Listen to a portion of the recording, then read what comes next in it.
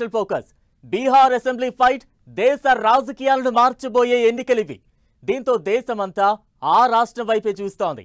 మొదటి దశలో భారీగా పోలింగ్ నమోదు కావడం ఈ ఆసక్తిని డబుల్ చేస్తోంది. బీహార్ ఎన్నికల చరిత్రలోనే ఇది ఓ రికార్డ్. అలాంటి రికార్డ్ కాదు, 73 ఏళ్ల రికార్డును బద్దలు కొట్టిన రికార్డ్. ఈ రేంజ్లో నమోదైన పోలింగ్ ఇప్పుడు బీహార్ ఎన్నికలపై మరింత క్యూరియాసిటీ క్రియేట్ చేస్తోంది. పెరిగిన పోలింగ్ లాభం అయ్యేదెవరికి? పార్టీలు ఏమంటున్నాయి? బీహార్ ఓటర్ మనసులో అసలు ఏముంది? Watch the story.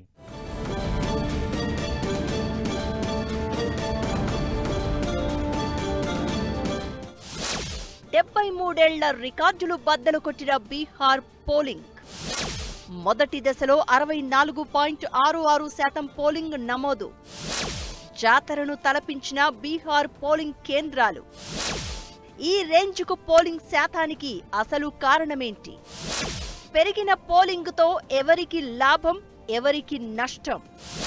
Bihar voter పాలనలో మార్పు కోరుకుంటున్నాడా?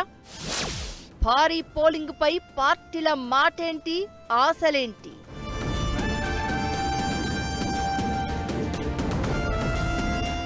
ఏ ముగ్గురిని కదిలించినా బీహార్ ఎన్నికల గురించే చర్చ. ఇప్పుడు దేశవ్యాప్తంగా ఆ రేంజ్ క్యూరియాసిటీ కనిపిస్తోంది.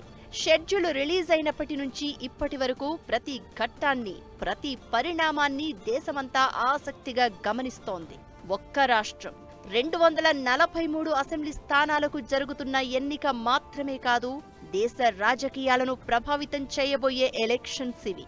ఇలాంటి అంచనాల మధ్య ఫస్ట్ ఫేజ్ పోలింగ్ లో కొత్త రికార్డులు క్రియేట్ అయ్యాయి. 18 జిల్లాల్లోని 121 నియోజకవర్గాలకు మొదటి దశలో పోలింగ్ జరిగింది. మొత్తం 3,75,00,000 మంది ఓటర్లు ఉండగా ఇందులో 2/3 మంది తమ ఓటు హక్కు వినియోగించుకున్నారు. మహిళా ఓటర్లు మరింత చురుకుగా కనిపించారు. పోలింగ్ కేంద్రాల ముందు మహిళల క్యూ లైన్లు భారీగా కనిపించాయి. ఓవరాల్ గా ఫస్ట్ ఫేజ్ లో 64.66% పోలింగ్ నమోదైంది. 73 ఏళ్ల బీహార్ చరిత్రలో ఇంత పోలింగ్ నమోదవడం ఇదే తొలిసారి.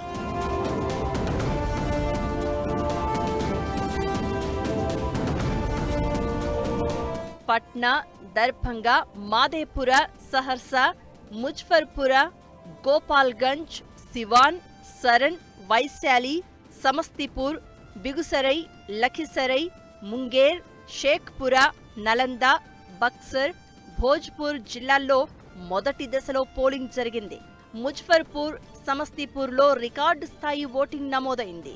ముజఫర్పూర్లో 70.96% పోలింగ్ నమోదు కాగా సమస్తీపూర్లో 70.63%, మాదేపూర్లో 67.21%, వైశాలిలో 67.37%, సహర్సాలో 66.84%, లఖిసరైలో 65.05%, ముంగేరులో 60.40%, సివాన్లో 60.31%, నలందలో 58.91%, పాట్నాలో 57.93% పోలింగ్ నమోదైంది. గత ఎన్నికల్లో 56.1% నమోదు కాగా ఇప్పుడు కొత్త రికార్డులు క్రియేట్ అయ్యాయి. 2000 సంవత్సరంలో నమోదైన 62.57% ఇప్పటి వరకు బీహార్లో హైయెస్ట్. లోక్సభ ఎన్నికల్లో అయితే 1998లో బీహార్ 64.6% ఓటింగ్ నమోదు చేసింది. అసెంబ్లీ ఎన్నికల్లో ఈ మార్క్ ఇంతకుముందు ఎప్పుడూ అందుకోలేదు. అయితే ఇప్పుడు భారీగా పోలింగ్ శాతం నమోదు కావడంపై కొత్త అంచనాలు వినిపిస్తున్నాయి.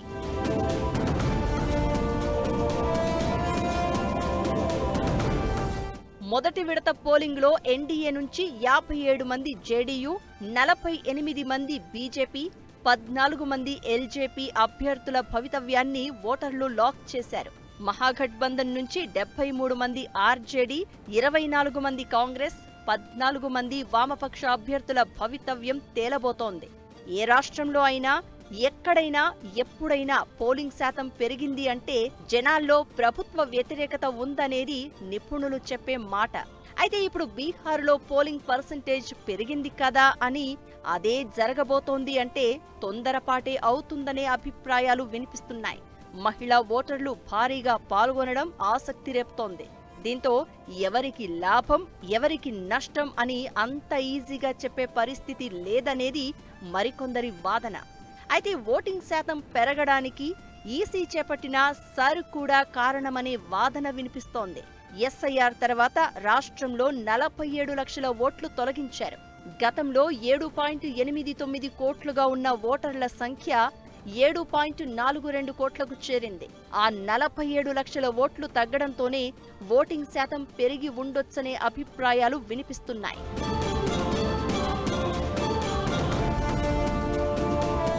ఛట్ పండగ సమయంలో పోలింగ్ జరగడం కూడా ఓటింగ్ శాతం పెరగడానికి ఓ కారణంగా కనిపిస్తుందనే అభిప్రాయాలు వినిపిస్తున్నాయి. ఇదంతా ఎలా ఉన్నా గత ఎన్నికలతో కంపేర్ చేస్తే ఈసారి పెరిగిన 7% ఓటింగ్ ఎవరికి అనుకూలం అన్నదే ఇప్పుడు ప్రధాన చర్చకు దారితీస్తోంది. మామూలుగా పోలింగ్ శాతం పెరిగితే అధికార పార్టీపై వ్యతిరేకత ఉన్నట్లే. గతంలో జరిగిన అనేక ఎన్నికల్లో ఇదే ప్రూవ్ అయింది కూడా. మార్పును కోరుకుంటేనే ఓటరు ఇంటి నుంచి బయటకు వచ్చి ఎండలో నిలబడి పట్టుదలతో ఓటేస్తాడు అనేది చరిత్ర చెప్తోంది. అయితే ప్రభుత్వం పోకూడదనే అభిమానంతో కూడా ఓటర్లు పోటెత్తుతారు. అయితే ఇది చాలా తక్కువ సందర్భాల్లో జరుగుతుంది. ఓటరు తీర్పు ఎలా ఉండబోతోందనే సంగతి ఎలా ఉన్నా పార్టీలన్నీ పెరిగిన పోలింగ్ శాతంపై చాలా ధీమాగా కనిపిస్తున్నాయి. మహాగఠబంధన్ ఖాయమని తేజస్వి యాదవ్ కాన్ఫిడెంట్ గా చెప్తుంటే తొలి దశలో 100 సీట్లు తమవే అని బీజేపీ నేతలు ధీటుగా చెప్తున్నారు. పెరిగిన ఓటింగ్ శాతం తమకు స్పష్టమైన మెజారిటీని ఇస్తుందని కాంగ్రెస్ నాయకులు అంటున్నారు.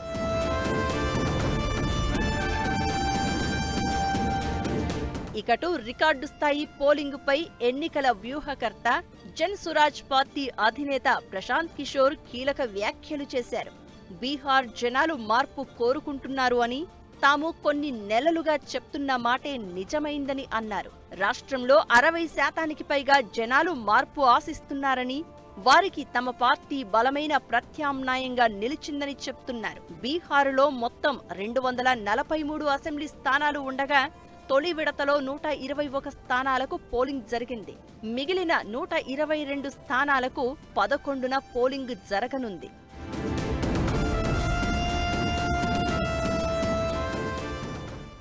పదోసారి సీఎం కావాలని నితీష్ కుమార్ ఆరాటపడుతుంటే ఇప్పుడు కాకపోతే ఇంకెప్పుడు అని అధికారం కోసం తేజస్వి పోరాటం చేస్తున్నారు. ఎన్నికలకు 3 నెలల ముందే బీహార్ పరిణామాలు ఆసక్తి రేపగా ఇప్పుడు భారీగా పోలింగ్ శాతం నమోదు కావడం మరింత ఇంట్రెస్టింగ్ గా మారింది. ఓటింగ్ శాతం పెరిగిన ప్రతిసారి బీహార్లో అసలు ఏం జరిగింది, ఆ రాష్ట్ర ఎన్నికల చరిత్ర ఏం చెబుతోంది?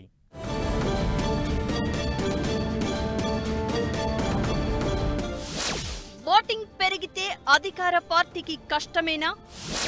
బీహార్ ఎన్నికల చరిత్ర ఏం చెప్తోంది?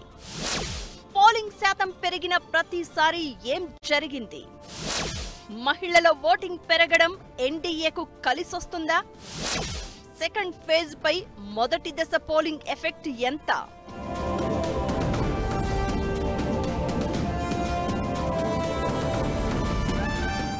పోలింగ్ శాతం పెరగడం పాలనా మార్పుకు సంకేతం అనే అభిప్రాయం ఉంది చాలా మందిలో.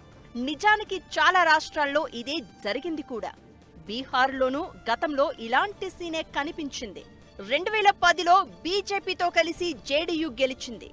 ఆ ఎన్నికల్లో 52.73% ఓటింగ్ నమోదైంది. 2015 ఎన్నికల్లో 56.91% ఓటింగ్ పెరిగింది. అయితే ఆ టైంలో విపక్ష ఆర్జేడీతో జట్టుకట్టిన జేడీయూ నెగ్గింది. అంటే జేడీయూ బీజేపీ సర్కారు వ్యతిరేకత వచ్చినట్లే కదా అనేది కొందరి వాదన. ఇక 2020 ఎన్నికల్లో మళ్లీ బీజేపీతో జతకట్టిన నితీష్ మరోసారి గెలిచారు. ఆ టైంలో 57.29% పోలింగ్ పెరిగింది.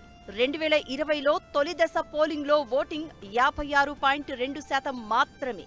అయితే ఈసారి మాత్రం 64.66% పెరిగింది. అంటే జనాల్లో ప్రభుత్వ వ్యతిరేకత పెరిగిందనేది మరికొందరి వాదన. అయితే పోలింగ్ శాతం పెరిగిన ప్రతిసారి అధికార పార్టీకి ఇబ్బందులేనా అంటే ఖచ్చితంగా అవును అని చెప్పడానికి లేదు. కొన్నిసార్లు ఇది ప్రభుత్వానికి అనుకూలంగా కూడా మారే అవకాశం ఉంటుంది.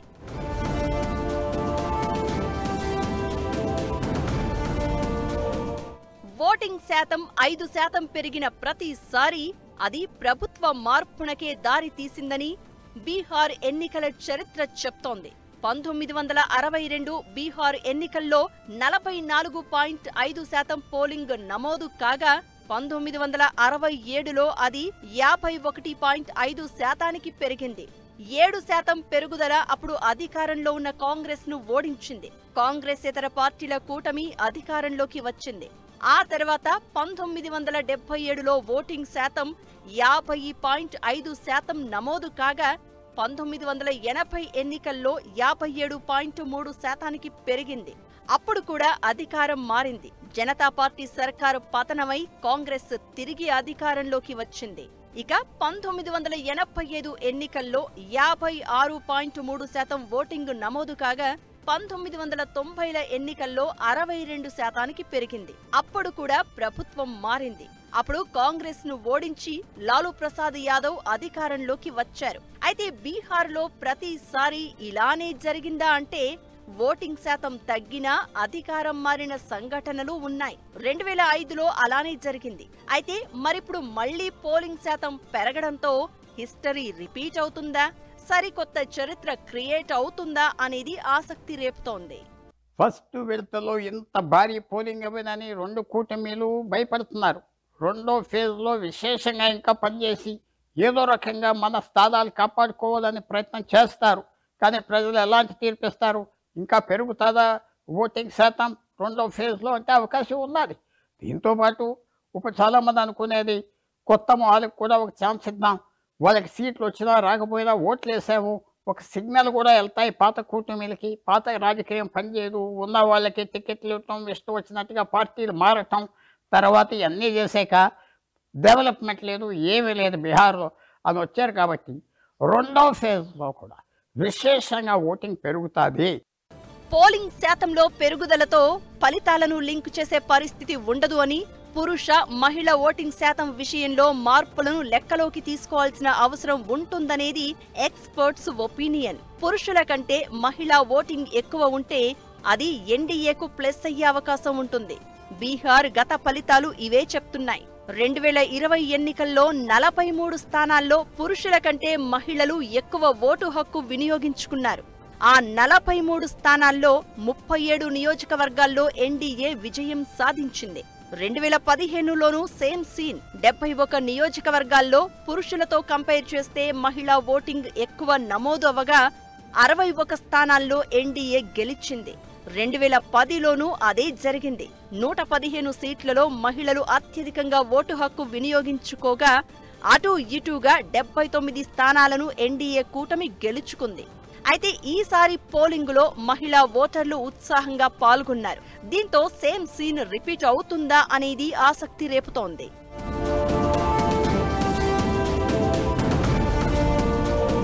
ఇకటు మొదటి దశలో ఓటింగ్ సరళి రెండో దశ పోలింగ్ పై తీవ్రంగా ప్రభావం చూపించే అవకాశం ఉంటుంది. ఫస్ట్ ఫేజ్ లో ఎన్నికలు జరిగిన నియోజకవర్గాలు బీహార్ రాజకీయ నాడిని డిసైడ్ చేస్తూ ఉంటాయి. మిథిలాంచల్, కోసి, ముంగేర్, సరణ్, భోజ్పూర్ బెల్టులు చాలా కీలకం. గత ఎన్నికల్లో ఈ 121 సీట్లలో హోరాహోరీ పోరు సాగింది. మహాగఠబంధన్ 61 స్థానాలు గెలుచుకోగా ఎన్డీఏ 59 స్థానాల్లో విజయం సాధించింది. తేజస్వి యాదవ్ నేతృత్వంలోని ఆర్జేడీ 42 స్థానాలతో అతిపెద్ద పార్టీగా అవతరించింది.